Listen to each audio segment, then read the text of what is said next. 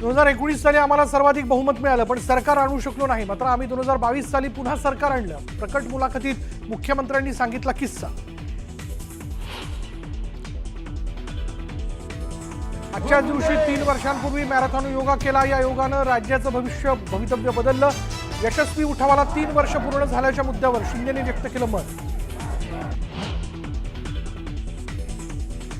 मुंबई जिल्हा बँकेचं संचालकपद स्वीकारण्याआधी तेजस्वी घोसाळकर उद्धव ठाकरेंची भेट घेणार असल्याची माहिती, तर विनोद घोसाळकर आणि तेजस्वी मुख्यमंत्र्यांची भेट घेणार असल्याची सूत्रांची माहिती. योग्य वेळी शेतकरी कर्जमाफीचा निर्णय घेणार. आम्ही जनतेला दिलेला शब्द पाळणार. शेतकरी कर्जमाफी संदर्भात मुख्यमंत्री फडणवीसांचं मोठं विधान. भांडूपच्या गुरु नानक विद्यालयात विद्यार्थ्यांना वाटण्यात आली पंजाबी भाषेची पुस्तकं. मनसेची शाळेत धडक. पंजाबी भाषेतली पुस्तकं परत घेण्याचं शाळेकडून आश्वासन. डोंबिवलीमधील 65 अनधिकृत इमारतींमधील 6500 नागरिक बेघर होण्याची शक्यता. इमारतींना पुन्हा केडीएमसीची नोटीस. तात्काळ इमारत खाली करण्याचे पालिकेचे आदेश.